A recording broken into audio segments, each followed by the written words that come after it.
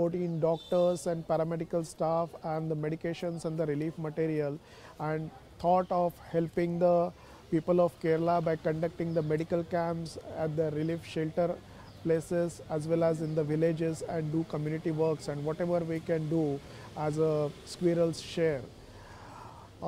If we see, the water had raised quite a lot in the interior areas at very high levels, and that has displaced people from their houses. So the shelter homes have been formed in the schools, government schools, where several non-governmental organizations including Seva Bharati is taking care of the people in providing them the stay as well as the food, and taking care of their medical problems. Last few days we have conducted camps at Anjalipura, Puliyur and at Kadampur in the Budanur Taluka and Budanur post office of Chenganur Taluka, and then also in the Mavelikara Taluka, all these in the Aleppi district. And what we found that almost around 200 patients or more than 200 patients we are seeing daily.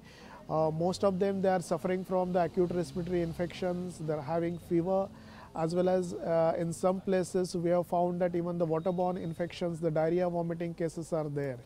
And their skin infections are also spreading, a lot of fungal infections, and there is a need to focus on these areas. Also, there is a lot of geriatric population, the older population who are suffering from the diabetes and hypertension, and they have lost their prescriptions and the medication because the water has entered in their houses, and because of lack of records it is becoming difficult to start again the treatment also to them. So they need a further detailed evaluation and then the proper treatment which needs to be done. Seva Bharati is also doing a great work over a few days, almost since the beginning of the flood situation, and then trying to help the needy people. I am specialized in geriatric medicine. I am MD Geriatrics. We are treating here flood affected people. Most of the patients are geriatric patients.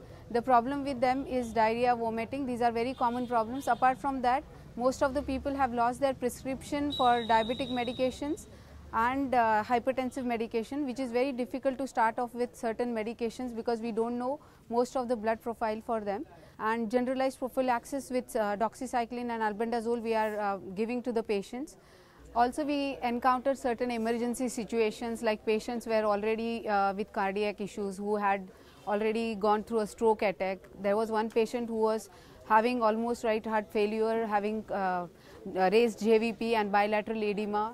He had a caliper egg. He was a retired army officer. He was in the camp. We had to shift him in an emergency situation because we didn't have all the amenities to treat him.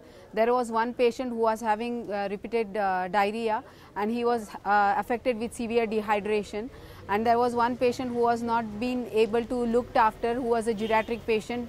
She was a single female, maybe she was around 83 years old, and no relatives were there, and she was having she was having hypotension, and one patient was with hypertension. She didn't have the medication. Her blood pressure repeatedly we checked after giving amlodipine sublingually also her blood pressure was 160. So these patients we have shifted with with the help of National 108 ambulance. These all the patients were shifted to the nearby higher center.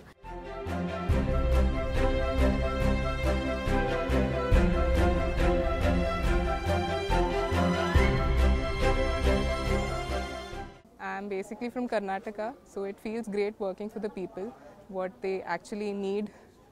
So it's been a very great experience, a learning experience, as well as something as a doctor which we really look forward in doing.